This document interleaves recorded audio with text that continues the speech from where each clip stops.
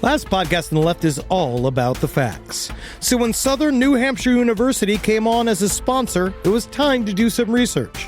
Turns out they offer more than 200 online degree programs, and get this, criminal justice and psychology are some of the most popular. Classes have no set meeting times, and tuition rates are some of the lowest in the U.S. Want to learn even more about SNHU? Visit snhu.edu/last. Insurance isn't one size fits all. That's why drivers have trusted Progressive's Name Your Price tool for years. Just tell Progressive what you want to pay, and they'll show you coverage options that fit your budget. Visit Progressive.com to find a car insurance rate that works for you. Progressive Casualty Insurance Company and Affiliates. Price and coverage match limited by state law. There's no place to escape to. This is the last podcast. On the left. From your grave. That's when the cannibalism started. What was that?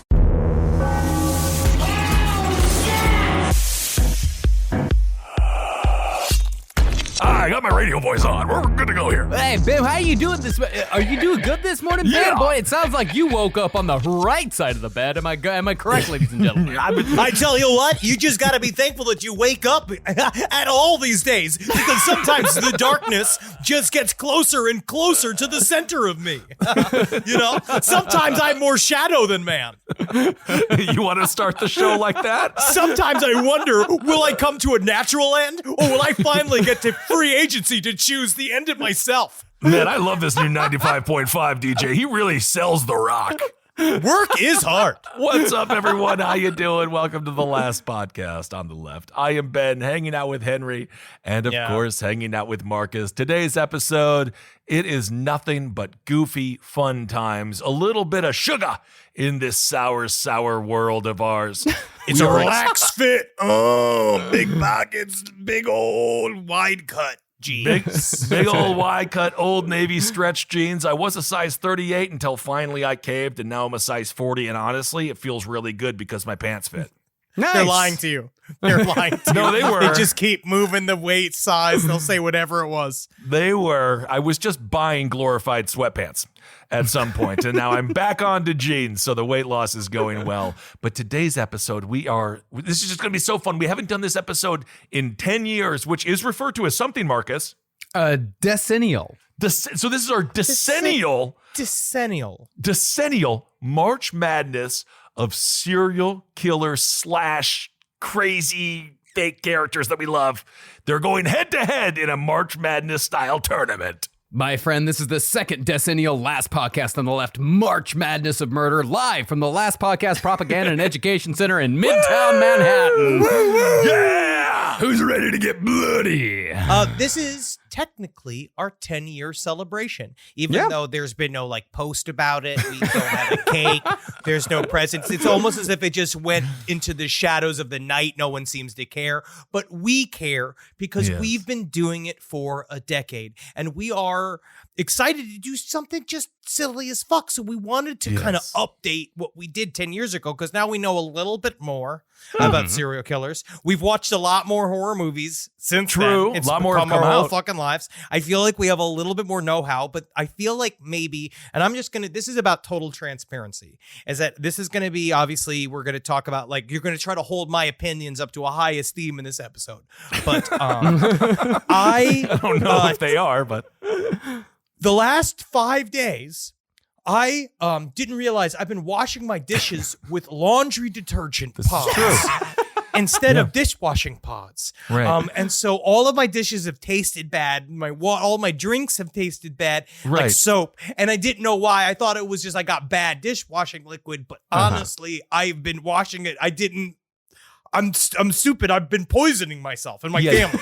You've been poisoning yourself and your family, which, again, I do want to say, guys, 10 years, thank you so much for being with me, and thank you, Triangle of Trust. And any advice out there, the only advice that I have ever given anybody is surround yourself with people you can trust, and surround yourself with people that have your greater outcome in mind, because that's what you want. You don't want negative people. You want people you can trust, and that's why we're here 10 years later talking about things that we've loved to talk about forever. Yeah, and then 10 years later, you grow into enemies. Not yet. No, I don't think I think we're going to have the Huey Lewis in the news. That's the I outcome think so we too, want. dude. Yeah, we'll be neighbors, man. We're neighbors right now. It's great. All right, Marcus, let's kick this thing off. Well, the tagline for Last Podcast on the Left has always been the horrors of the world, both imagined and real. So what we're going to do is we're going to get 8 killers from the real world and 8 killers from the imaginary world. Okay. The 8 from the real world are Carl Panzram. Yeah. Catherine Knight. Oh. Belle Gunnis. Yeah, big guns. Richard Chase. Oh, Squirrely Spaghetti Man. O.J. Simpson. There he is, back in the arena. Harold Shipman and Jane Tapan, they're going to have to actually do a mini battle before we actually get into their battle. Makes a lot of sense, both nurses who killed. Casey Anthony. Great. Okay.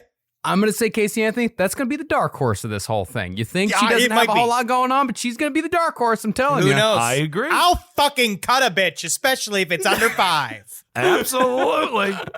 And number 8 is Albert Fish. Ooh, low energy. Yes. Strong. Intense. I would put, of this group, I would put him in the Jeb Bush category. Yeah. Well, he's all about the fundamentals. Hmm. Yes, Not too he is. exciting to watch, but he gets the job done. Mhm. Under the imaginary banner, we have the Leprechaun. Love Yeah, it. bro. Technically, the leprechaun has never killed anyone who doesn't deserve it. Give him his gold back.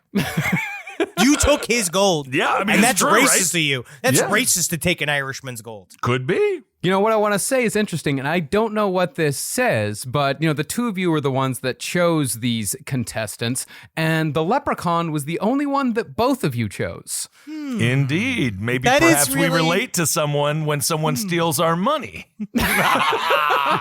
Did you fuck with my dollars?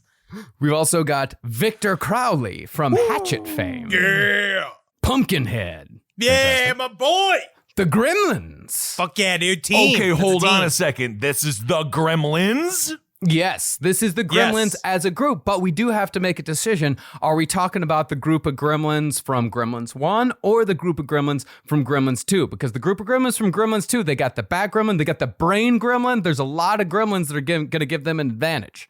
This is all right. I submitted the Gremlins. What I Okay. believe is that we're talking about 5 Gremlins. Okay. Right? So this is 5 Gremlins. We could do, you depend on me. You tell me, is it too much of an advantage to give them Electro Gremlin, Spider Gremlin, Lady Gremlin, Goofy Gremlin? What about you remember the silly guy Gremlin? Yeah, silly Flasher Gremlin. Gremlin? What about the one who just flashed and showed his gremlin penis everywhere? That's Gremlin 1. Okay. He has to be there because he was the only one that was in both movies. I see. Yes. Yeah. So, but- do we want to do Gremlins 2 Gremlins, or do we want to do Gremlins 1 Gremlin because they are more uniform in Gremlins 1? I think it's more uniform. I think we need to go with Gremlins 1 because if you put Okay. the electric gremlin in there, it's over. all I mean fucked. yeah, we're all fucked. We're all dead. Fantastic. Yeah, you've also this next one, this is one of Ben's picks. It's Hellfire and Brimstone. It's Woo! Kane. It's gotta be Kane! That's gotta be Kane! But Kane is still a real man. Yes, but no, Glenn Jacobs is a real man and a real Okay, mayor of so we're Knoxville, s- Tennessee. No, this is the brother of the Undertaker who is from hell, who helped Undertaker kill his family, who survived the fire. No, actually, Undertaker tried to kill him in a fire, but he survived. So he is truly from hell. Okay. Speaking of from hell, Pinhead. Oh, that's kind of, Cenobites are very strong. We're going to get to the ground rules here in a second, of which Pinhead is definitely going to be a part of the ground rules. You've also got the shark from Jaws. Ooh, I'm Cool, very okay. excited about this because how does the shark get to land? There's a lot of different elements here. It needs a car. A shark car. And finally, Candyman. Okay, all right. So, By the way, I have heard good things about the new Candyman movie, so fingers crossed. Hopefully it holds up. I'm only seeing it in the theater. From now on, I'm holding out. No new movies at home. Everything's going to be seen in the theater as soon as I physically can get into it. Fuck my couch. Oh, Fuck my fucking couch. I'm sure you had a lot of sex with your couch over this past year, indeed. Yes. So we pretty much have 2 ground rules to consider here. The ground rules are, do we allow supernatural powers? And do we allow weapons? No supernatural powers. No powers. This is hand to hand. Or is it actually one-on-one basketball? No, are it's they not playing one-on-one each other in basketball. one-on-one basketball? Okay, so Marcus, you're going to have to make this decision, and I'm assuming that Marcus, you will decide who wins, and Henry and I will argue over the fights, Yes. right? I will also have my input, but mostly, yes, it will be me who comes down to the decision. Yeah. You're the judge. You are the Dan Aykroyd. You have a penis for a nose. This is going to be nothing but trouble. I would say, I believe that special powers should be able to be used because they are used in the films, and it is up to the opponent to find a way, to find a bit of a way into the armor from their opponent. So I believe that supernatural powers should be used. I believe that if there are powers that are allowed to be used, I think, though, technically the arena should take place on the planet Earth. You cannot transport someone to a new place, so wherever your powers are, that has to be whatever works in a room separate from their source of power. Like you can't go into a Cenobites world if the fight's got to happen here. I got you. It's going to happen at our performance center. But I say also no help.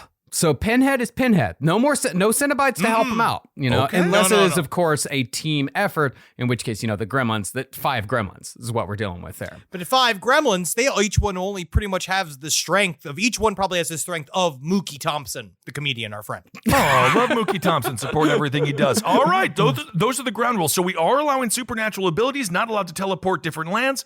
And for the most part, it is going to be mano a mano. But what about weapons? I mean, are we going to give Albert Fish a knife? What do you mean no weapons? No weapons. So Candyman's not going to have a hook? He's got to have a hook. Otherwise, he's just nubbing it. We have to have weapons, guys. Why are you trying to limit the fun? We need weapons. However, that being said, how about this? Only weapons that can be handheld. You can't call in a tank. I think you can't call in a tank, but also it has to fit the person that does it. Like Richard Chase, his one weapon should be a blender. That's it. Okay, that's perfect. Yes, it has to be well within the realms of possibility for that character. I'm not giving a chainsaw to Pinhead. That doesn't make any sense. That's Leatherface's weapon. No, he's got hooks. He's got hooks. Exactly. It has to be a character-specific weapon. Okay, so those are the ground rules. Supernatural within its bounds, within the Earth realm, and weapons that are specific to that murderer. All right. Yes. So how we're going to do this is we're going to do, at least in the beginning, in the first round, we're going to do one real person versus one imaginary person. And how we're going to decide that is I have 2 cups here, 2 coffee cups. I got a last podcast on the left mug and our Midtown Scholar mug. Wait a second, is that like a rip-off? Like, last podcast of the left mug? Did you just buy something from Zazzle? No, someone sent this to us in the mail like many, many, many years ago. I just held on to it ever since. Yes, that was it. Yeah, it was when people made merch for us. Oh, yeah. And of course, our Midtown Scholar mug. Thank you to all our friends at Midtown Scholar who have provided us with so many books over the years. Yes, indeed. Thank you very much. So let's start this motherfucker off with round 1. All right, let's do the drawings. So our first matchup is going to be Albert Fish versus Pinhead. Oh my God, it couldn't have been more perfect. Honestly. All right, Marcus, who goes first to say what? All right, Henry, you will begin. Albert Fish arrives into the arena. First of all, he shows up, Pinhead, however he will appear. Albert Fish is immediately pulling a rose stem out of his dick to start, just to show how little he gives a fuck about he doesn't care about the hooks, because Cenobites come at him with the hooks. Pinhead comes up with the hooks, stabs him in his body. Albert Fish is coming in his pants. Right. So as he is coming every single time the Cenobite is torturing, when Pinhead is torturing him, he's coming. Right. Eventually, the Pinhead, he gets frustrated, right? Because, I need to tear the flesh asunder from this person. Don't assume what my Pinhead does. But I say Albert Fish, in Pinhead's frustration, gets Pinhead to commit suicide. Wow. All right. Well, as someone who is defending Pinhead, of course, the knower of all things, the man who is the epitome of evil, he understands that if he uses his hooks on Albert Fish is just going to come. So in this scenario, Pinhead sits down with Albert Fish and they talk about sports. And slowly but surely, Albert Fish gets so upset that he's not getting pleasure through any of Pinhead's unbelievable hooks. he shoots himself in the head because Pinhead uses self-restraint and knowledge to know the one thing that would kill Albert Fish is to not feel any pain at all. But can't Albert Fish start to take the boredom from talking about sports and transmute that into sexual pain? And eventually him watching the football and watching them and crash into each other, and he just thinks, oh, how I wish I was that football. Like, that's all, and he puts himself in the world. I think Albert Fish can come about anything. I also believe that Pinhead, let's not forget, he's just a British soldier. So perhaps Pinhead, let's just keep Pinhead as Pinhead. But because he's a British soldier, what do they know how to do? They know how to play fun games. So let's say Albert Fish approaches him and says, let's play that game where you insert a series of things into my rectum and my pee hole. And Pinhead says, sure, let's do that. But what does Pinhead put in there? A little grenade. And then what does he do? Pulls the pin. And this is what we're talking about. He's entering illegal He's entering illegal weapons into the whole thing for no fucking reason. He's already doing it. All right, fine. Marcus' decision. I believe Pinhead does not give the pain that Albert Fish wants. Therefore, Albert Fish ends his own life. Okay, so what we're talking about here is we're talking a concept of nature here. What we're talking about is like two men whose nature is absolutely perfect for each other. I think Pinhead's nature does not let him give Albert Fish anything but pain. Albert Fish takes it. And the other thing about your other argument, Ben, is that you say that Albert Fish takes out a gun and shoots himself. Albert Fish never used guns, so therefore a gun is not going to come into play. Therefore, Albert Fish takes it. Well, all right. I got to remember the parameters. I did make a couple of fouls on that, a few texts. Okay, understood. Because also, imagine the actor playing Pinhead and Alfred Fitch just like slap fighting each other. They're the same bodies. They are because when the you take same the person. costume, when you take the costume off of Pinhead, he's very British looking. I love Pinhead when he's just that little British man, and I'm like, you're gonna grow up to be a powerful demon one day. Don't worry about it. All right, so Albert Fish wins the first match. Rise from your grave.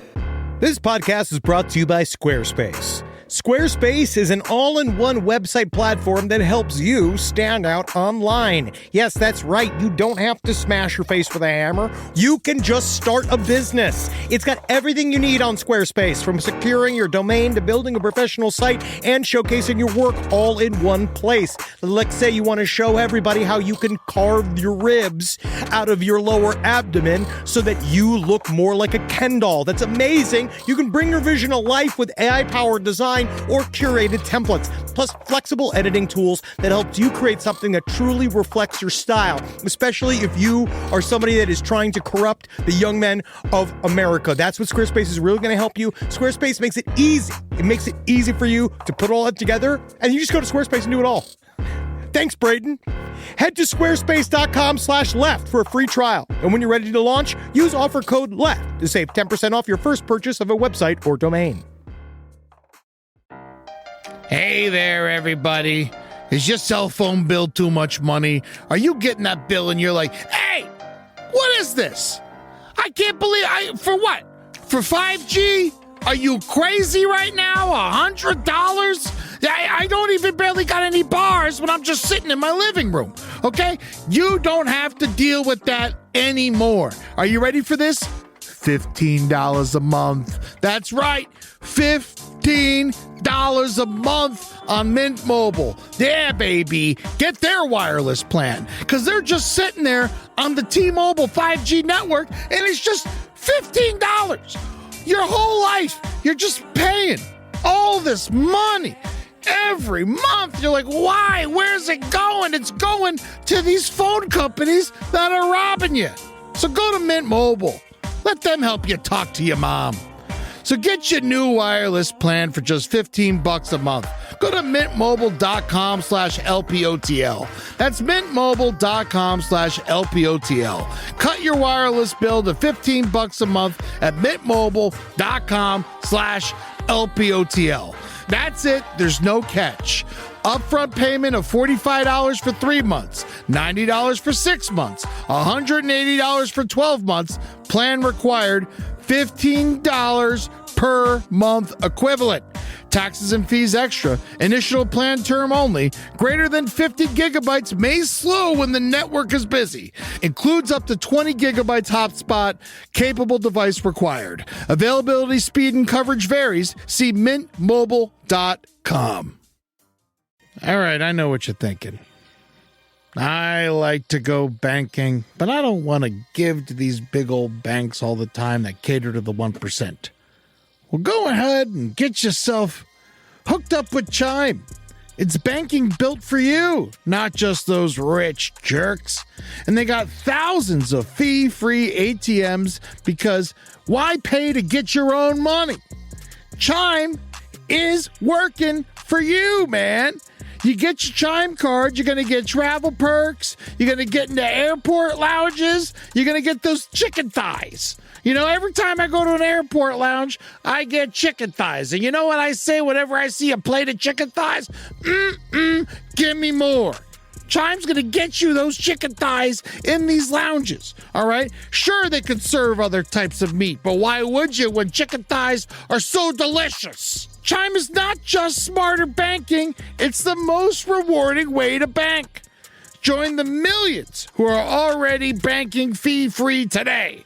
Head to chime.com/left. That's chime.com/left. It only takes a few minutes to sign up. Chime is a fintech, not a bank. Banking services for Chime Card provided by Chime's bank partners. Optional products and services may have fees or charges. Stated cashback for Chime Prime only. No minimum balance required. For more information on travel perks, go to chime.com/disclosures. Fight 2. We have Casey Anthony versus oh man, who's it gonna be? Hellfire and Brimstone. It's Kane! Oh my God, but Kane was killed as a child. He's going to be so triggered when he sees Casey Anthony because Undertaker burnt down his family mortuary when he was just a kid. Oh my God, these matchups are crazy. And Ben, you're going first here. Yeah, you're in first. That's gotta be Kane! You are so big. Number one, Casey. Kane is very big because Kane is straight up from hell. He is traumatized. And what does that trauma do for him? When he hears that you murdered your daughter, he's going to get triggered and he's going to be so full of rage that you did that to him. He's going to raise his hands up and collapse them down towards the Satan, towards hell itself. Plumes of smoke, flames like Madeline Kahn from the movie Clue shoot up. Casey Anthony is distracted because, of course, she's used to DJs. What do DJs like? Pyro. So she's looking over at the pyro. Next thing you know, oh my God. having fun. This is wild. Kane grabs her by the neck and says, "This is for your daughter." Choke slams her to hell, picks her up, tombstones her. 1, 2, 3, which in the wrestling world is the equivalent of death. All right, Henry, what do you got? What do you got? Casey Anthony, first of all, reads this guy fucking from a mile away. She sees Kane going there and knows for a fact he's one of these guys that has like a fucking I was a baby problem. I have baby problems. Because her weapon is Kaylee. That's her weapon. No, she has it bundled allowed? up. Yeah. She goes, no. She starts singing to Kaylee at the very top. Kane is bewildered just to see what is even happening here. Yeah. I do have to maybe concede the power that Kane has is probably bigger than Casey Anthony because I don't know what Casey Anthony does besides just psychological torment, but she shows him trying to get him distracted, trying to get in, and while he begins to weep, his big giant man tears, she comes around. He doesn't know. She has Googled how to suffocate a huge man. But she did it on Firefox, so he didn't see it. Comes all the way back around with the saran wrap and wraps it around his head while he's distracted. I don't think two weapons. There might be two weapons. Well, I don't know. That's the thing. I think any of like if you have an arsenal of weapons, that arsenal is going to be available. Kane is from hell. I am telling you, he's going to defend Kaylee's honor and he's going to kill Casey Anthony because he too was traumatized as a child. Let me ask you this, though, Ben. When you said that Kane sent Casey Anthony to hell and opened up hell, isn't that breaking one of the ground rules? Oh, my God. Holy no, that was metaphorically. That was metaphorical. Oh, now I see. Oh, he's a poet now. Oh, he's Mr. William Butler. she is just in the. Unfortunately, Ben, I do have to disqualify Kane for bringing to hell. He brings it out of bounds. It's out of bounds. He's disqualified. Casey Anthony is going to the second round, and she's going to be facing Albert Fish later. Don't even fucking think you know me, Ben.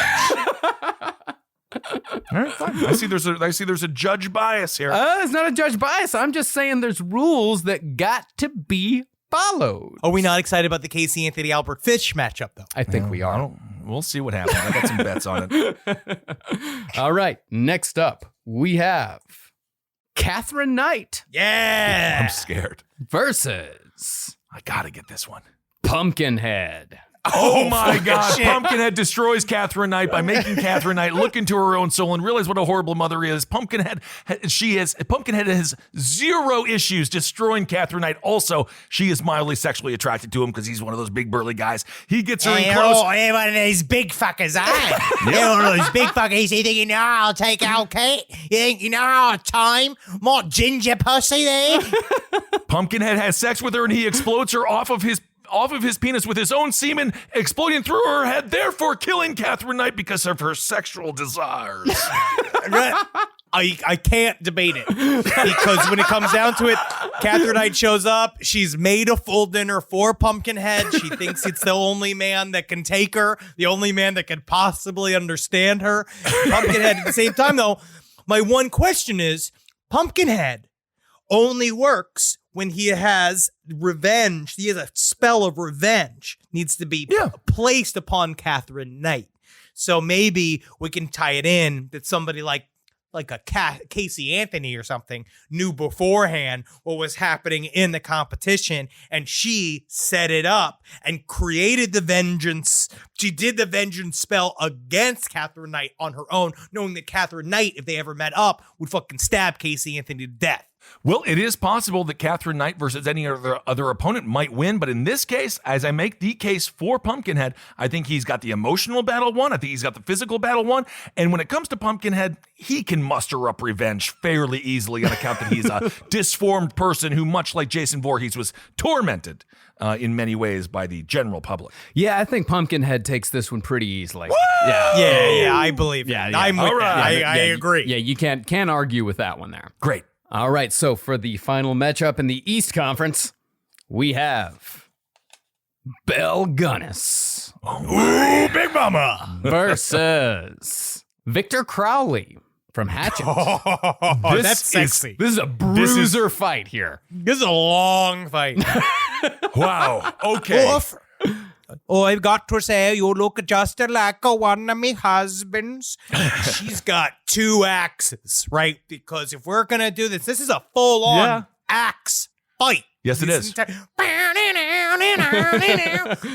the audience is on its fucking feet, dude. Everybody is watching this. They've been waiting for this. Belle Gunnis, fucking 300 pounds of Swedish fury, coming for Victor Crowley. Victor Crowley, obviously very strong. I do wonder who would tire the other person out first. One is powered by the revenge and the power of the supernatural, but Belle Gunnis wants that money. And she's still alive. And Belle Gunnis does know how many endorsement deals she's going to get if she wins this tournament. Oh, I could see the Belle Gunnis cow milking loafer from Nike. Like that idea, they're a performance loafer for someone with as swollen of a foot that Belle Gunnis has. Well, don't give her a shoe deal just yet because Victor Crowley has something to say about it. Number one, you say I will give Victor Crowley one axe. He does come, however, with his own kiddie pool because he's used to the swamp life. Is that acceptable? May Victor have a kiddie pool? Yes, acceptable. I submit. I submit to that. The swamp is the swamp is if Jaws can have water, then he can have a swamp. He surround himself in a kiddie pool by a swamp. Belle Gunnis, there's no possible way that she can swim. There's nothing that she can possibly do when confronted with the water. She's notoriously top heavy. Swim. Therefore, yes, she attacks Hatchet, but as we've seen with the Victor Crowley rather, but as we've seen with the Hatchet series, he can take an axe to the head. He can take an axe to the back. You damn near have to behead the guy. Belle Gunnis, short, stout, like the mayor from Nightmare Before Christmas. She's not even going to be able to reach it up there. At some point, she's going to get tuckered out. She's going to start thinking about, beef stew. He's going to take her and drown her. And Victor Crowley continues his reign of the swamps. But this is where I still believe, because Belle Gunness is smaller than Victor Crowley, much like my plan to eventually kill Kissel if it ever comes down to it, you poison the man through his feet. You have to get down to where he can't see you and he's grabbing at you and he can't find you. Belle Gunness does the standard. You ever seen Swedish roll? She can roll like a Sonic the Hedgehog. She has this ability to roll. I would give her that. I would say that she rolls around and is able to attack Victor Crowley at his base. Well, if I may make a correction though, Belle Gunness was 6 feet tall. Yeah, big woman. But the question is, like, this is a bruiser battle. Victor Crowley from Hatchet, he is about 6'7". That's a big difference. That is a big difference. And even if she did try to stab Victor in the toes, he's just an old redneck monster. He's got steel toe boots on. He's dressed. He's ready for a fight. Crowley wins, drowning Belle Gunness. However, I will concede, while doing it, he is crying. Oh, man, I gotta say, he makes the case. Victor takes it. Woo! Yeah, I mean, honestly, what are you gonna do? You have to Belle Gunness is. I mean, it all comes down to speed, and it comes down to endurance, and I just don't think that Gunness has it. Victor Crowley was in 3 different movies, 3 Hatchets. And what he has is that ability that he dies and then comes back. Like, I could definitely see Belle Gunness killing him first out, thinking that she's got it, going on a victory lap, shooting out the t-shirt cannon, saying like, I'm for Belle. And then when it turns her back around, he's back up. The audience isn't letting her know. It's like in wrestling with a person like celebrates before that they should be celebrating. And all of a sudden, Victor Crowley's got a hatchet right up her pussy. Wow. Because he does do that move. That's a great concession speach, Henry. Great concession speech. He does have a really good move where he does stick his hand all the way up the woman's vagina out the mouth. You remember that scene? I loved the whole Hatchet series. Fantastic. So with our Elite 8 in the East, we got Casey Anthony versus Albert Fish and Pumpkinhead versus Victor Crowley. Casey Anthony and Albert Fish, the worst lunch date you've ever seen. What would they possibly talk about? I think they have one thing in common. One last little girl. Yes, indeed. All right, well, let's move over to the West and see what happens over there. So now this time, Ben, you are going to be defending the real. Henry, you're going to be defending the imaginary. Okay, good. All right. So for the real, we have Richard Chase versus the shark from Jaws. Oh my God, I was hoping it was the shark from Jaws.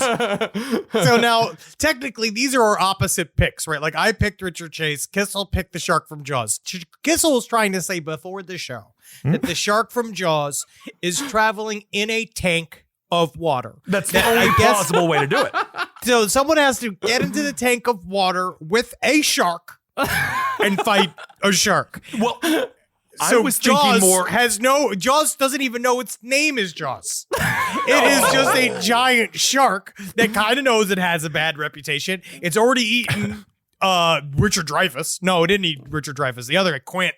Already got Quint. Black like a doll's eyes. Like a doll's eyes. So we already got him. So it's used to the taste of blood. It loves somebody skinny. If you could see all of his victims in the rest of the film, it's all like anybody that's squirming and screaming, especially somebody who's screaming. Because I think that really when it comes down to, it's more just how revved up and blood crazy will Jaws become. Because in the sharks, we know, are driven mad by the scent of blood. So anything that is anything remotely got scented with blood will drive a shark crazy. And who's not more covered in blood than Richard Chase? Okay. Richard Chase is slathered with blood. And if he gets into that pool being like, oh, what a nice puppy. Like, he's so excited to meet this dog. He thinks it's a dog. He's seeing a dog. He climbs in there going like, oh, big bets to the puppy. Because Richard Chase doesn't understand that this is even a fight. Jaws just is Neither one of them understand that it's a fight. Jaws' eyes have rolled back into the blood orgy that a shark goes into. Richard Chase doesn't stand a chance. Richard Chase is a man who loves what? Wombs. What has a bigger womb than a shark? Richard Chase wants to be fully enveloped inside of another being. He is almost biblical. He's almost like Jonah and the whale. Therefore, Richard Chase, because he loves blood so much, finds a way. Can we give him a knife? Yes. He finds a way to slit the side of Jaws, not the mouth of Jaws, just enough for him to scurry in there, start consuming the inside of Jaws, kicking out some of the excrement, kicking out some of the nonsense. Next thing you know, he is in the womb of Jaws. He is now the baby. He is comfortable. He sleeps peacefully, and Jaws slowly dies as a human takes over his body. But this is only if Richard Chase, who is so muddled in his psychological terror, his unmedicated, absolutely unbridled schizophrenia, he does not remember that in order to subdue a shark, you need to punch it in the nose, which is the only way he would be able to even get to the belly of the shark, is if he had some sort of cognizance of how do I stop his blood frenzy, his blood twist. Richard Chase doesn't see it as a shark. He doesn't see it as a person. He just sees it as an entity filled with blood. All he sees is a sack of what he wants. I don't think he registers. He might be in over his head here because it is a live shark. He's too crazy. And as we've seen time and time again, the power of insanity can never be understated. That's right. And I think Ben makes the case here. Yes! Wow. I think that Ben makes the case that Richard Chase truly is. I mean, he's in the zone. He is absolutely in the zone. He finds a way inside. Oh, and you know what a nice hotel! What a nice hotel, Ben! He finds his way inside. And here's what I'm going to go ahead and say is that he's in the West. There's all kinds of magic over in the West. Leprechauns there. Richard Chase comes out of the fight with shark powers.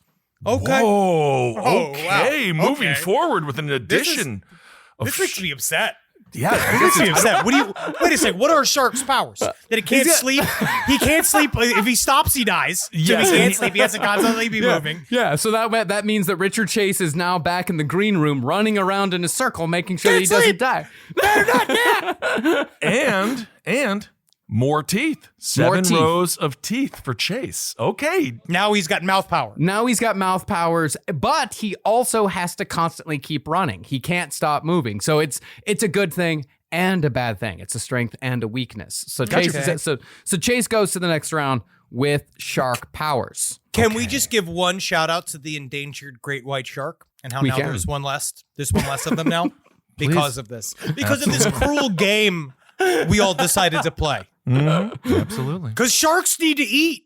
I talk about this with Natalie all the time. She watches the nature videos and she gets upset when the predator eats the very quote unquote innocent prey. But guess what? They got to eat. And the innocent prey just killed a creature that it had to eat, and so on and so forth, until it gets to the mosquito, which is truly just a pest. Live from your grave. Call me a squirrel, 'cause I'm covered in acorns. That's right. So many people are focused on where their money is today. And Acorns is the financial wellness app that cares about where your money is going tomorrow. Let Acorns work for you. You put acorns in the ground and you're gonna get trees tomorrow. That's right, investments. And with the Acorns potential screen, you could find out what your money is capable of. I always do that. I'm like, I want to invest in something that I like. Let's say cheeseburgers. Okay? That's kind of hard to do. Acorns will help you find a cheeseburger that is right for you. So sign up now, and Acorns will boost your new account with a $5 bonus investment. Wow! Join the over 14 million all-time customers who have already saved and invested over $27 billion with Acorns. Head to acorns.com/left or download the Acorns app to get started. Paid non-client endorsement. Compensation provides incentive to positively promote Acorns. Tier 2 compensation provided. Potential subject to various factors such as customers' accounts, age, and investment settings. Does not include Acorns fees. Results do not predict or represent the performance of any Acorns portfolio. Investment results will vary. Investing involves risk. Acorns Advisors, LLC, an SEC registered investment advisor. View important disclosures at acorns.com/left. You know, I rip around in the bed You might actually not be surprised by this, but I'm a restless sleeper. I roll back and forth like an alligator with a wounded deer. But something's changed in my house, and it's thanks to Boll and Branch. You know, people keep their bedding way longer than they should. It's because people are afraid of change. Not me. I burn my sheets once a week, but I don't need to, because Boll and Branch's signature organic cotton sheets, pillows, blankets, and comforters are all designed to be breathable, incredibly soft. They get better over time. Start with the signature sheets. You're going to buy 2 sets so you can rotate them. Come on, you're going to want to. The moment you get into bed, you'll notice the difference. I know I did. I just got fresh from the bath. I was fully lotioned. And sliding into those sheets kind of felt like, to be honest, I felt like the luckiest pasta filling in the whole world. All right, they're really good. You will like them. You will feel like a brand new laid chicken. Which is, we're all going for it. Just trying to be a hot chick again. Sleep cooler this summer with Boll and Branch during their annual summer event. For a limited time, get 20% off site-wide at bollandbranch.com/left with code LEFT. That's Boll and Branch, BOLLAND branch.com/left. Code LEFT to take 20% off. bollandbranch.com/left, code LEFT. Exclusions apply. Summer schedules can get busy fast with camps, vacations, sports, family time. And, you know, every single time Carmi eats a block of dark chocolate, we got to take her to the emergency room. You know how much time that takes. All right, IXL makes it easy to keep learning part of the routine in just a few minutes a day. IXL is an award-winning online learning platform that helps kids truly understand what they're learning, whether they're building math confidence, strengthening reading and writing skills, or reviewing science concepts. From pre-K through 12th grade, IXL offers personalized, interactive learning that adapts to each child's level and pace, which is great because Carmi has been really slow in biology, and Wendy has really been struggling with American history, mostly just because she doesn't agree with the way it's being taught. So it's really important. You making an impact on your child's learning. Wendy, as soon as she gets her chicken, she is ready for all of her lessons. And Carmi just really has to eat 5 or 6 bites of liver, beef liver, chicken liver, and then she can really get down to, I'm hoping this is the year she reads To Kill a Mockingbird. So really, IXL, thank you. Make an impact on your child's learning. Get IXL now. And Last Podcast on the Left listeners can get an exclusive 20% off at IXL membership when they sign up today at IXL.com/left. Visit IXL.com/left to get the most effective learning program out there at the best price. Next round, next fight, we have. Now this is the number 1 seed right here. This is the man to beat. Carl Panzram. That's my boy. That's my fucking boy. You want to claim him? All right. Yeah. And that's Carl Panzram versus Candyman. Wow. Oh, I want to watch this fight. I want to watch this fight because I also imagine Carl Panzram with a big hook. But I think in this case, so who's fighting for who? I'm fighting for Panzram. You're fighting for Candyman. Now, I would say about Candyman, first of all, Candyman, he's filled with rage. Yeah. He's filled with rage. People don't understand his plight. He suffered Absolutely. so much like Carl Panzram in his way, right? Because both of them actually came from a world of pain. They didn't really understand kind of their circumstances growing up. They transmuted it into wanting to commit acts that would cause nothing but pain. But the one thing that Candyman has that Carl Panzram does not have is thousands of bees. Candyman, when it comes down to it, you can be as strong as you want. You can be as strong as physically as you want. You could be there. They're going back and forth. They're trading blows back and forth. Obviously, Panzram, I meant to say they have the same reach. Probably similar, although with the Same hook height. with Candyman gives him a bit of an They're advantage. snicking back and forth, fighting. Comes down to it. Candyman releases the bees. There's only so much Carl Panzram's big, powerful mitts can stop the bees, and he's just ensconced by them and taken over by them eventually. Well, I think that's a fantastic point, Henry. If Carl Panzeram ever got to the point where Candyman could even release the bees. What do we know about Candyman? He's a romantic. What do we know about Carl Panzeram? He is the opposite. Let's say Carl Panzeram looks at Candyman and says, this is going to be one of my, what do they call them? What was his hobo lovers? Yegs. This is going to be another one of my yegs. And Candyman, because let's be honest, it's 2021 and Candyman is fluid because all he does is love. That's all he wanted to do. He's sexually fluid.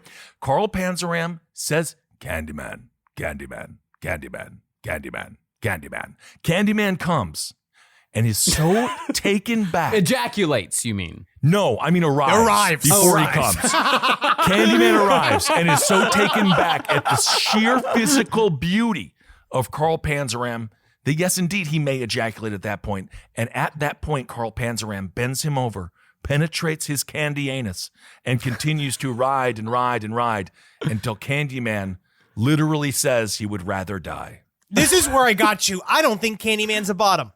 Yeah, that's possible. It was tough. Yeah, that's a tough one. But I also, Carl Panzeram may have just drawn a bad seat to start with. I think so. I think he did because he can't overcome the bees. He just can't. There's nothing you can do. What would he possibly do? He just can't. Oh, even if he had a bunch of yegs trying to swat the bees. They're too busy fucking and sucking each other to fight the bees. It's like a team with no endurance going against another team that's doing full court press from the first fucking half. Oh, man. Wow. Well, it's not my decision to make. I can't believe it because honestly, I thought Carl Panzeram was going to end up going all the way, but it really shows you when it comes down to it's down to where you drew. It's down to this first round because if you look at Casey Anthony, we all counted Casey Anthony out, but she made it to the second round actually fairly easily. Yeah. All right. Also, Carl Panzeram is bald. It probably triggers Candyman, reminds him of everything that happened to him, all the horrors. Yeah. All right. It is what it is. Sorry for the Panzeramers out there, but people are upset. Next fight, we have a mini fight before we get to the actual fight. Okay. Harold Shipman versus Jane Tapan. Who's winning in this wild card? Now they both have needles, right? Full of poison? Yes. Because physically neither of these people could hurt a fly. No, they're both just Harold Shipman is literally the most boring serial killer to ever be. He's just quiet and dumb. It's why we've never covered him. We tried and then found that it was the most boring fucking story we've ever read in our lives. Because he's just this blank person that killed people the most cowardly, easy way of doing it. And he was just this, it's all cowardly, but he just did it all for either money or whatever. And then who's the other person? Jane Tapan, she killed 31, but only confirmed 12. And I am going for Jane Tapan, AKA Jolly Jane. I could see them. I think that this should come down to a physical fight. Yeah. I think this should come down to a wrestling match. And if it does come down to that, then Jane Tapan takes him easily. Harold Shipman's the most tired, weak-boned. He can't do this. He can't fight. He's not a fighter. I'm taking a look at some of the murders here from Jane Tapan. Yes, the average age seems to be 73. However, she did kill somebody at the age who was 48 years old, Sarah Meyer Connors. And she killed a lot of men. Yes, they were bedridden, but that is not easy to do. I think that Harold Shipman is also so lonely. Even the sight of a woman who is speaking to him or addressing him in any way will just get all scatterbrained as he's attempting to figure out what he feels in his loins. Jane Tapan, just like they did in Freddy versus Jason, double spike to the neck, injects him with the poison, and Shipman is sleeping like he's always wanted to be sleeping before. I just want Harold Shipman to be gone. I know, what an insult to be like, yeah, bro, you killed 240 people. This story is dull. How lame does he have to be? Yeah. And so we have Jane Tapan going against the Leprechaun. I'm not even going to argue for Jane. Oh, yeah, no. Leprechaun. Leprechaun. That is an easy fight, dude. Warwick Davis going 110%, dude. Okay, but the question is, would Jane Tapan, being she's a humble person, died in her 80s, everyone liked her apparently while she was alive until they found out about all the murders, would she steal Leprechaun's gold coin? I say she's fine. She has a job. She doesn't need the Leprechaun's gold coin. If she does not steal the gold coin, what's the motivation for the Leprechaun? This is all predicated upon the idea that she doesn't need that money. I think Leprechaun has already been dicked by the Last Podcast Network propaganda and education center, knowing for a fact that I think that when it comes down, the reason why he's fighting to begin with is because we have his gold. And what we're basically saying to Leprechaun, he's going to win.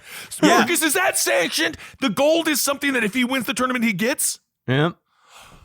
We have his gold because he wouldn't be here if not. We have his gold. So he's coming for us. So Jane, I'm sorry, Jane just actually committed suicide. I feel like a lot of my matches end with the person just ending their life. That's what happened here as well.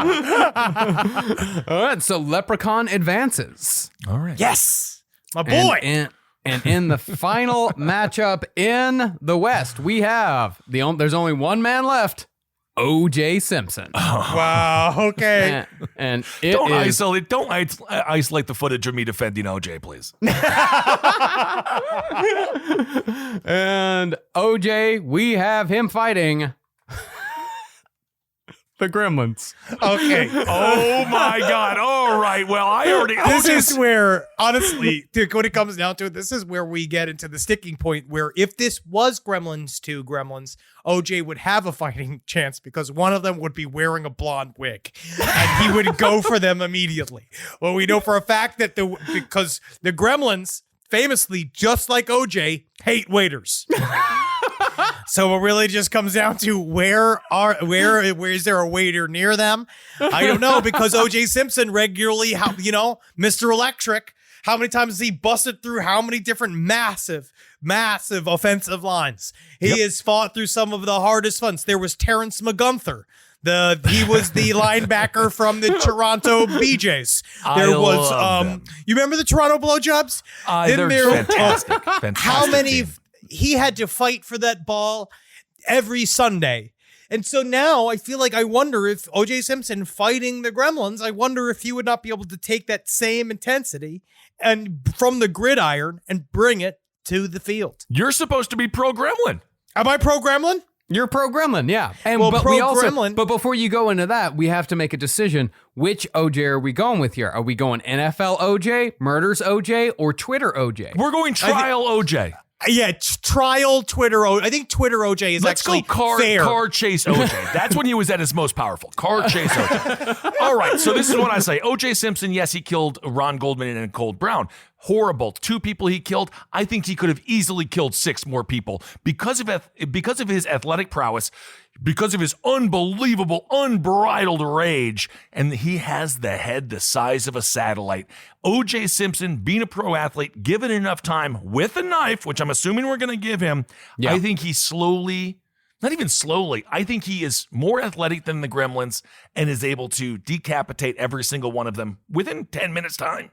But also, the Gremlins do nothing but mischief and have nothing but plans. So when it comes down to it, is there not a sheer psychological edge that the Gremlins would have? Because they have a plan. Well, you don't think that a football player has a plan? He has an offensive plan to go kill all 5 Gremlins. They have one of the Gremlins. Actually, this is pre-Gremlins 2, but they know that they could do this. One of the Gremlins wears a blonde wig and a dress. Another one of the Gremlins has a waiter outfit on.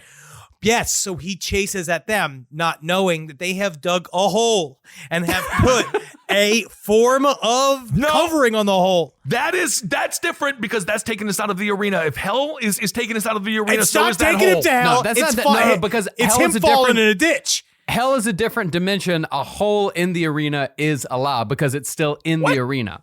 Yeah. It's a hole in the arena. Well, then OJ would just jump right out of it. Have you seen him avoid tacklers when he was with USC or when he was with the Buffalo Bills? 5 people? 5 Gremlins? That is nothing for OJ Simpson. He's a pro athlete. But what's in the hole? Gunk. Nothing but gunk. Well, motor oil. You got motor oil and soup, and it's filled to the very top of it. OJ falls into it. He struggles because, I don't know. I've never seen OJ swim. All right. Well, this is what I'm going to say. OJ you kills 4. You have seen him swim in Naked Gun. He does swim in Naked Gun. Fuck. He can't swim. And then he was also in that Frogmen show. He was in that Frogmen thing that was aborted. Yeah. He can take a lot of bullets. He can take a lot of pain. I say this as well. OJ Simpson kills 4. The one Gremlin left standing, he frames him for the murders. That gremlin's arrested and gotten out of here. Yeah, Ben made the case. O.J. Simpson takes it. Damn. All right. This is and I thought the Gremlins were a lock on that one. I thought there was no way O.J. was going to take over the Gremlins. But then I just realized a sheer stopping power of the Gremlins does not actually beat somebody that, he faced the Buffalo Bills. Was he on them? He was on them.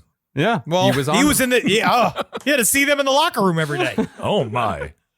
So, in the West, our Elite Eight is Richard Chase versus Candyman and O.J. Simpson versus the Leprechaun. Oh my God. Well, we know I will see We'll get to that. We'll get to that. But before we get to that, we have to go back to the East and we have to discuss Casey Anthony versus Albert Fish. All right, who gets what? I'm going to give Ben Albert Fish and Henry is going to take Casey Anthony. Albert Fish he's just been torn asunder by Pinhead, right? He's so fucking out of calm. He calmed for like 25 minutes. He's tired. He's old. There's only so much that he can stand, right? There's only so much physically that he can do. I got to get my spunk machine back working. Like it comes down to he's tired. There has to be an end to his libido. Casey Anthony, young, fresh, if she's not hungover. Because it really depends on what she's been the night before, but I'm going to assume she has been preparing. She knows this. I think when it comes down to it, she will smother Albert Fish to death fairly easy once he does one of those sits in the grandpa. He sits in a chair just being like, I'm just resting my eyes, which every grandpa has done. But then they're deep asleep, and she smothers him to death with the pillow. Man, this is tough. I must say, we know they both hate children. So that is maybe a common ground. Perhaps Albert Fish begins the conversation. Hey, why are we fighting? We both hate kids. Let's sit down. Let's have a nice time. What do we know Casey Anthony likes? Old men. Look at the people that she's dated. Now it is. Perhaps It's true. Albert Fish says, I've been in some legal trouble myself. Yeah, they tried to get me for stabbing and eating this girl over there in New York a few years back. What's going on with you? Butters her up, trying to make it seem like he's sympathetic towards her. Next thing you know, as she gets warmer and warmer and cozier, maybe she sees him as the father she never had or did have but accused of rape and no longer has because she's horrible. Albert Fish then says, puts his hand up his ass to find only the most toxic nail. That yes, maybe he is out of cum, but he's not out of poop. And indeed, that nail is poisonous now. Gets her close as he says, let me whisper something in your ear. Punctures her, even the smallest puncture. Next thing you know, she's dying of fecal bad problems. Fecal bad problems. I've heard of those. I will actually this being like, but that's where he's fallen into her fucking trap. But what weapons do Casey use? Do you think that she is dating any old man for him to live? No, she is dating an old man. That's the ultimate booby trap. She is dating old men just to wait until they die of natural causes, which she won't even get to. She will try to kill them as fast as humanly possible. I push back, Judge. The ultimate booby trap is indeed Albert Fish's asshole. If you fell in that in Vietnam, you would die. It is full of spikes, it's full of toxins, it's full of poisons. Casey Anthony, she doesn't hate old men. She hates young girls. I think Grandpa is tired and confused. Casey Anthony takes it. Just because he's out of cum. Out of cum. All right. Out of cum, you're not in the runnings anymore. You got to be bristled filled with cums in order to make it. You remember, this is second round. So this is second round. Yeah, you got to take into account how hard they worked in the game before. Okay, Albert Fish concedes, of course. Yeah, Albert Fish is dead. So next up we have, it's an imaginary round. Ben, you are going to take Crowley. Okay. Henry, you're going to take Pumpkinhead. This is fucked. Oh my God. All right. This is fucked. This is a long ass fight. This is a long ass fight. They fight for a long time because Pumpkinhead has his natural talents. He is a demon. So he is powered by by supernatural abilities. He's incredibly dangerous. And the one thing that Pumpkin has over Victor Crowley is the fact that while we may not have seen Victor Crowley's end yet, is that what we know about Pumpkinhead is that it is immortal until its vengeance has been achieved. So when it comes down to it, this battle might last a week. When it comes down to it, we don't know unless Pumpkinhead specifically has a revenge plot that he's been sent after Victor Crowley specifically, which also means he would fight Victor Crowley until Victor Crowley was dead for certain. Pumpkinhead, we know, is immortal until he figures out he ends his contract, much like Tucker Carlson. Victor Crowley, however, again, somebody who is a relatively sympathetic figure, someone who was deformed and teased his entire life. Perhaps that sways Pumpkinhead's opinion of him a little bit. I don't see where Pumpkinhead gets the massive revenge. Pumpkinhead's a mindless demon. Pumpkinhead is not mindless. Pumpkinhead he's got. When's the last time you watched the films? Pumpkinhead is mindless. He does not care. He has a job to do. Well, it's bigger than what he thinks. Well, then doesn't someone with a mind beat the one without? So Victor Crowley outsmarting Pumpkinhead, using his axe to get Pumpkinhead, just maybe drop his guard a little bit, smashes Pumpkinhead in the face. It's going to take a lot of whacks, but as we've seen, Victor Crowley can kill up to 9 people who are just simply trying to go on a swamp tour. So Pumpkinhead, Pumpkinhead, I don't think he loves fire. There might have nothing to do with fire. Either way, Victor Crowley lights him on fire. Okay, you can say that he can light him on fire, but I would say they do fight each other. It's just strange. It's very tough. This is a toss-up, so I'm just gonna have to go on style. Pumpkinhead looks cooler. Pumpkinhead takes it. All right, that's how acceptable. It is. That's just life. That's life. Some people just fit the role. Style over substance. So so the final in the East is gonna be Pumpkinhead versus Casey Anthony. My God. All of this. I want to see every one of this. All right. So now let's go back and find out what our final 4 is going to be like in the West. We're going Candyman versus Richard Chase with shark powers. All right. Who do we got? Who am I batting for? You're going to take Candyman. Okay. Henry, you take Richard Chase with shark powers. All right. Well, number one, the problem with this whole scenario is I don't think that Richard Chase could stare in a mirror and say anything other than gibberish. So Candyman might have a difficult time being summoned. Hey, new friend!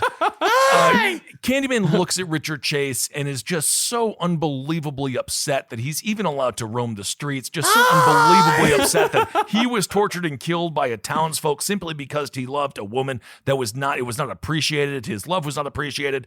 That level of rage, looking at Richard Chase, him just with the privilege of a man who can do whatever and walk around the streets without anyone judging him until he guts a woman and steals her baby. Candyman looks at that so upset with his situation. The bees aren't even needed. Candyman simply calls Richard Chase close. Richard Chase starts licking his nub because he sees the blood. This is fun ice cream. Yes, do you enjoy that, child? I'm very happy you do. As he licks the nub, Candyman raises his hand, hooks him in the back, all the way through the neck, just like a fish, hangs him on the wall, forever to be dead. See, I view this, unfortunately, Carl Panzram, he was burdened with logic and burdened with the bitterness, right? That's kind of what Carl Panzram, to me, that's his Achilles heel, right? Is that he's bitter. He thinks that all this has been put upon him. Of course. Richard, he is unbothered, unfettered by any of these human concerns. He's so bothered by every concern. He's only bothered by how much blood he doesn't have and if his feet are backwards.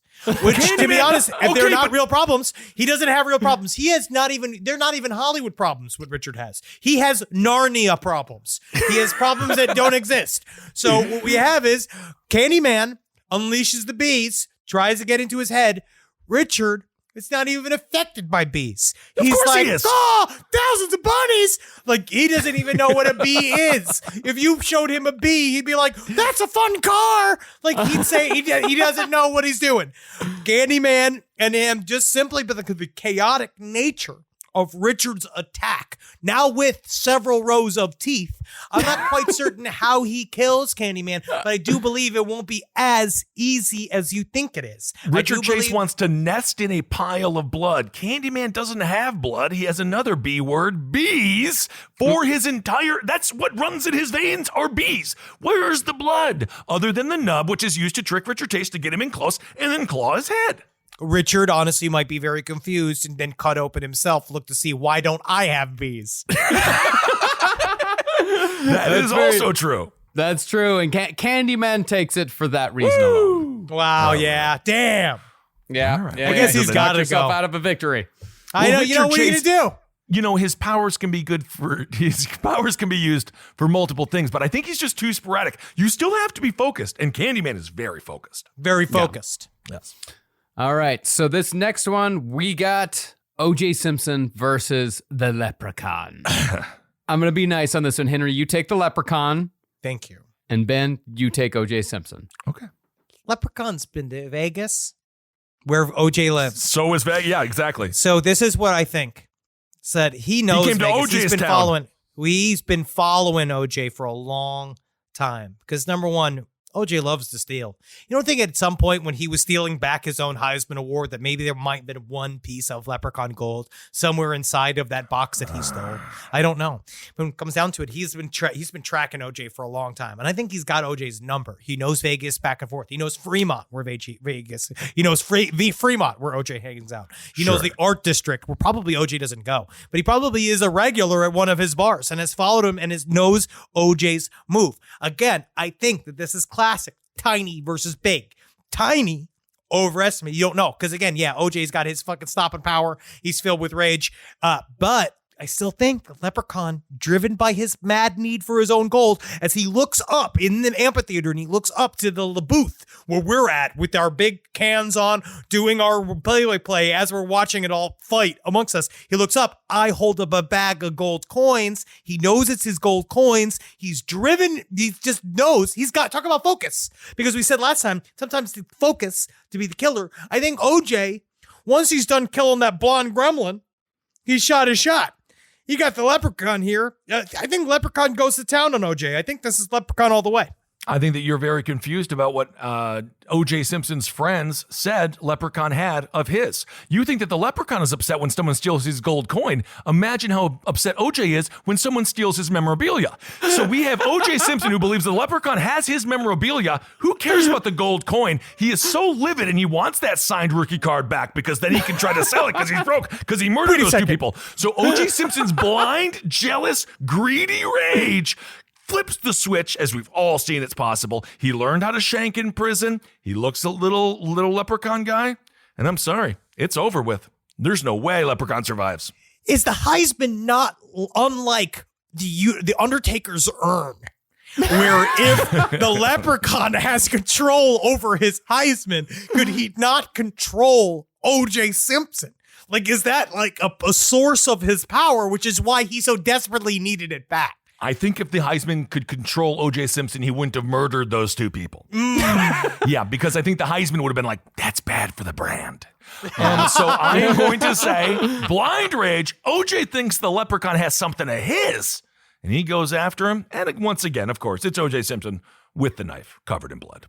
And I think O.J. Simpson stomps the tiny man and goes on to the final four. Whoa! Fuck you. Fuck you. Wow. What a surprise. I'm insulted. Yeah, I know. This is actually, I am very surprised. Hey, I'm just calling him like I see him. I'm just calling him like I'm seeing him. I'm trying to be fair here. I see it. I saw you have those two scales. So, in the final four, we have Casey Anthony versus Pumpkinhead and Candyman versus O.J. Simpson. Oh Wow. my God. Wow, So- 90s represent. So Yeah. let's go to the final in the East. Casey Anthony versus Pumpkinhead.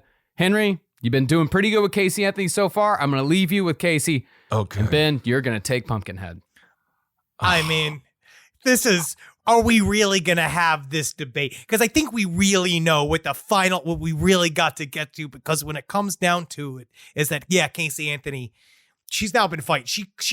She had something to fight for when she had to get Albert Fish, right? Because she was trying to get Albert Fish's money if she could get it. You got this Pumpkinhead in front of her.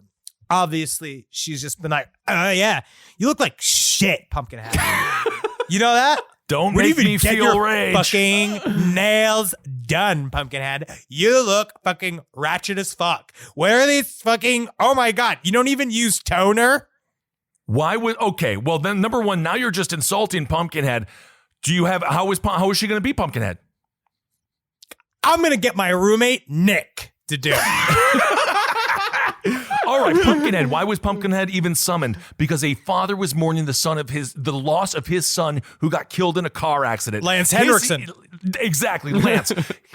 Casey Anthony murdered her child. Do you have any idea how aggravating that is to Pumpkinhead? He hates it, and he gets revenge on the behalf of parents for a long time. That being said, Casey Anthony also being the perpetrator and the mother, he has to think about the grandparents, and that gives him as well. That gives him some rage, so it works. He might not be as full of rage as he would be, but Pumpkinhead sees what Casey did, and he says, I'm going to take my revenge, and absolutely destroys her, rips her limb from limb, leaving her just a bloody stump with half of her face. Henry, you got anything to rebut that? I don't. As much as I want to see a fucking Casey Anthony, OJ Simpson final, it looks like I'm going to... Yeah, I know, man. Just to have that last true bit. That's just what I wanted, but go with the bit. You can also do an executive order and say, we're going with the bit and making an OJ versus Casey. I don't know how she kills Pumpkinhead. I mean, I can't, in good faith, argue this win. I can't do it. Yeah, unfortunately, and I can't in good faith. We were all wanting the reality show to happen, but Pumpkinhead unfortunately has to take this one. Pumpkinhead goes to the final. Yeah, he rips her breasts off, he rips her arms off, he absolutely mutilates her. That's what happens. I mean, that's what happens when Pumpkinhead feels as if you did something so horrible. He must take revenge for society as a whole. And wouldn't that be nice, honestly? He's a missionary. Would love to see it. It really would. Yeah. So the West final, Candyman versus OJ Simpson. This is tough. And I'm going to say, Ben, you've been doing, I left Casey Anthony with Henry. I'm leaving you with OJ. Okay. Henry, you take Candyman. I mean, Candyman, he wants this W. Yes, I think it really is what it comes down to, is that he really wants this W. And I think that Candyman, while OJ has 2 victims, Candyman has countless. In some of the worst neighborhoods in the world. Right? People who can fight. Sure. He's killed people who could fight for themselves as well. Kind of. But also, anybody who calls his name, you called him. You called him. Yeah. And I think that because of just sheer experience with mayhem, Candyman can eke out a win against OJ Simpson. I think, again, you have a lot of abilities here. It gets the bees. We don't know if OJ Simpson's allergic to bees. Because I feel like that's one of those weird Achilles heel that OJ might have. He could be allergic to bees. He could be straight up afraid of bees. Well, I'm going to break this out a little bit more in a social context when it comes to Candyman. As I said earlier, he was in love with a white woman, and that's why the townsfolk killed her. Look at O.J. Simpson. There was a racial component, obviously, there as well. I think chip on his shoulder Candyman has looking at him. No, because Candyman looks at O.J. Simpson as a role model and a hero, because O.J. Simpson did what Candyman always wanted to do, get revenge on white people. And that's exactly what O.J. Simpson did when he killed Ron and killed Nicole, despite the fact that they are 2 innocent victims and O.J. Simpson is wrong about everything. But I am saying O.J. spits all of this nonsense. Like, I've been treated bad. You've been treated bad. This is why you got a hook for a hand. This is why they took all of my awards away from me. Candyman, we're the same, dude. He gets him in close and obviously with the knife once again, destroys Candyman, stabs him in the neck. Now the bees, I don't know. OJ is going to have to rely on his speed. But if you've seen him at USC, if you saw him with the Bills, I think you could outrun the bees, circle back, take care of Candyman. And if anything, Candyman might not die, but he might just say, OJ, you're good with me. I just feel like you'd be surprised how fast bees can go. Yeah. OJ and Candyman actually have there's been, similarity. Even if this is Bronco OJ, he's been retired for a couple of years. He's not as fast as he was. Yes, but they all say his head is the size of a Mack truck. That was his only complaint about Cuba Gooding Jr. playing him, was his head wasn't big enough. My understanding is Candyman, normal size head, yes, full of bees, but more head to sting.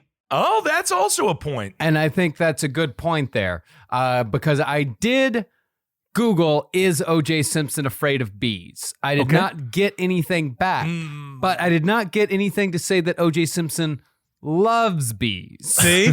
So, If he loved bees, if there was one thing that said, this guy loves bees. yeah, if it was something like, O.J. Simpson is a secret beekeeper, he can talk to bees, then maybe we'd have a different story He's here. not allowed to have bees. Candyman? No, OJ. O.J. Simpson He isn't can allowed keep to have bees. bees. I don't He think can he keep can bees. keep bees. He's I allowed don't- to have bees. Yeah, bees are not a deadly weapon. Can OJ Simpson fly like he did in the Hertz commercial? Actually, I think, That's Because OJ breaking it Simpson down. flew in the Hertz commercial, Marcus. Because if he can fly, Now, this is a Hearst no commercial's contest. not canon. Hearst commercial's not canon because as soon as you kill a woman in real life, your commercial abilities don't count anymore. yeah, you can't fly anymore. Yeah, unfortunately, we are still going with OJ in the real world. We're not talking about Nordberg here. We're not talking about the Frogman here. We're talking about OJ Simpson. And in this case, Candyman takes it. Wow, all right, well, woo, we are at the finals. I did not Damn. see this finals coming, but I guess that's I really the way did. it works. I Yeah. had money on Panzeram. I really did have money on Panzeram, but when it comes I down to actually comes down to the bracket. I thought the Shark was going to win. I really thought the Shark was going to win. Myself, I thought Gunnis was going to make it much further, but you get a bad draw, and that's the way it happens. So how we it have goes. in the final, it's Pumpkinhead versus Candyman. Oh my God. It's nice because it's both of our picks. It's I'm I'm- Pumpkinhead and I'm he's Candyman. Candyman. All right, so Ben, you're going to stick with Candyman. Henry, you're going to stick with Pumpkinhead. Final arguments, Oh my God. please. I'm going to refer to my same argument basically that I said before, is that Pumpkinhead is literally immortal and cannot be killed This is until about his winning the revenge has been taken. But that's what I mean. When it comes down to it, a fight is only over until one of them is dead. So when it comes down to someone has to either incapacitate Pumpkinhead or figure out a way to because the only way to get Pumpkinhead is you gotta chain him back up. But I don't think that Candyman has what it takes to chain Pumpkinhead back up because Pumpkinhead, he doesn't get tired. He doesn't get tired. He has no emotions. He's not Right. weighed by anybody's concerns. He does not care about his own past. He's no baggage. Candyman's got all this baggage. And it comes down to it, he sees one woman that looks like that person from, what was her name, from Candyman. Yeah, absolutely. I don't know. Do you remember but- that actor? Of course, the fantastic actress. Yeah. Tony, the actress, Virginia Madsen? Virginia Madsen. He sees one Virginia Madsen looking woman. Candyman's going to get all fucking distracted because he's going to be like, he reminds me of my old love. And I think Pumpkinhead He turns will into look fucking at him. Phantom of the Opera all He of a does. sudden. He does. The music of the Night. All right. So you Because believe that- he's too romantic to fight that long. I think in the end he longs to go back to where his loved ones were in his after realm, and that maybe Pumpkinhead could actually kill him. Maybe he'd actually be welcomed back into a place where he could see his old loved ones again. And so maybe in the end he gets tired enough to give it up and say, "All right, I'll go. Thank you, Pumpkinhead, for releasing me." point, counterpoint, and multiple counterpoints after that. You mentioned how Pumpkinhead is Omni Being Demon. Candyman's dead. So he's also in hell. Also, what is one word that you would use as a Venn diagram of similarity between Pumpkinhead and Candyman? That word is revenge. Candyman is upset because he wanted to fall in love with a woman and the town did not allow it. Pumpkinhead, however, he's really just a hired hand. He's not even super upset that this guy's family died. Candyman is much more invested in actual revenge because he truly felt it. He truly knows what it's like to be demonized. He truly knows what it's like to be criticized and killed by a community. Because of that, Pumpkinhead has no reason to hate him because Candyman is more full of revenge and righteous indignation than Pumpkinhead. So Pumpkinhead, he's just like a hockey goon who has been fighting all season, who gets called in to have one more fight and is just like, I'll do it. I'm big. I'm strong. I'll fight. But his heart would not be in it because he would actually understand the plight of Candyman. Therefore, Candyman has more anger and rage than Pumpkinhead. Therefore, Candyman wins because Pumpkinhead is also not full of bees. Candyman wants it more. Candyman fucking takes it. Woo! Wow. The once in a decade tournament, Candyman coming an upset victory, dare I say, for the heartbroken Candyman. Wow, I think this is just fantastic. I am going to, honestly, people are screaming at their podcast right now. Yeah, yeah, of course. People are mad. People are upset. I think there's going to be a lot of people out there that agree with me that Pumpkinhead was, I think he's an unstoppable killing machine. I think his lack of an emotion would allow him to carry through, but I'm not going to fight the judge. Well, the judge has made his decision. Well, the judge is also judging that methinks that perhaps somebody put Pumpkinhead in as a ringer so he would always have an argument so his guy would win. I just happen to be a big no. You say this as a you put a ringer in. You put it sounds like Pumpkinhead was a ringer. I didn't figure it out until the very last round, but it sounds like Pumpkinhead was a bit of a ringer on Henry's part. Well, what it came down to it is that I definitely ended my list with Pumpkinhead, and I was just like, Pumpkinhead's gonna win the whole I was so excited because I want Pumpkinhead to win. I figured out your ass. I know what your ass is all about. I wasn't really gaming it. It was just more I love Pumpkinhead and I want Pumpkinhead to win. Well, thankfully for our purposes, there is no rhyme or reason to this entire thing. So who cares? Pumpkinhead lost and Candyman wins. No, it is absolutely capricious and based on personal feelings that we have for each other. Yes. I love that. It's like the stock market. It really is. All right, so we'll do this in 10 more years when we're still in 10 more staring years. at each other. And maybe in 10 more years, Casey Anthony and O.J. Simpson can make it past the Final Four into the finals, and we can see what that matchup is like. 10 years just to from see now. them on the couch together. What's OJ and Casey 10 years from now? Oh my! Man, you want to talk, those two? You want to talk about a 4D chess match between those two? How long is it going to go on before one of them finally? Oh man, I could see OJ marrying her just to fucking get it done. Just neither of them ever admitting to either of their crimes. Just both agreeing, be like, I don't know, why are two innocents in this fight club? Well. Wow. Well, thank you all so much for listening. Hope you're doing well out there, and I hope you enjoyed this. We'll just call it this little goofball episode.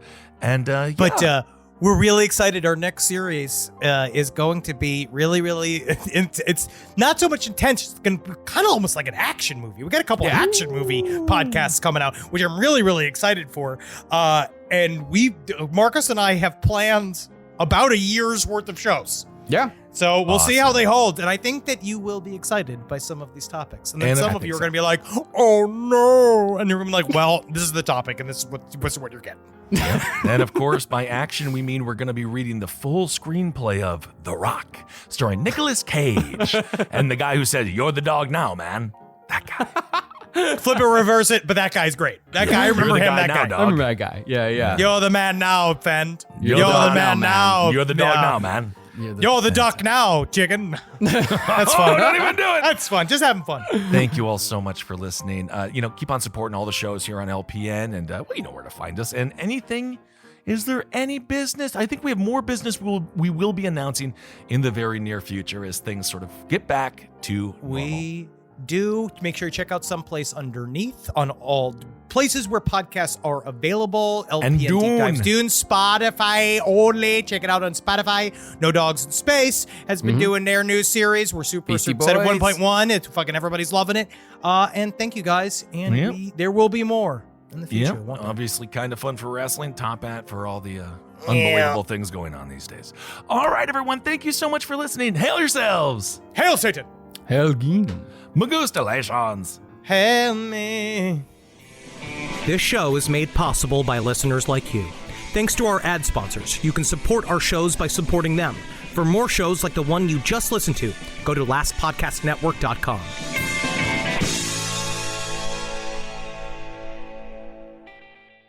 Hi, I'm Angie Hicks, co-founder of Angie. From roof repair to emergency plumbing and more, when you use Angie for your home projects, you know all your jobs will be done well. Angie, the one you trust to find the ones you trust. Find a pro for your project at Angie.com. Talk about regrets. We all know someone who's been in a car accident and said, I don't need to call a lawyer, only to regret it after their pain and damages were worse than expected. When someone hurts you, you deserve to be compensated fairly. Morgan & Morgan is America's largest injury law firm, fighting for the people for over 35 years. Injured? Visit forthepeople.com/podcast. That's forthepeople.com/podcast. Their fee is free unless they win.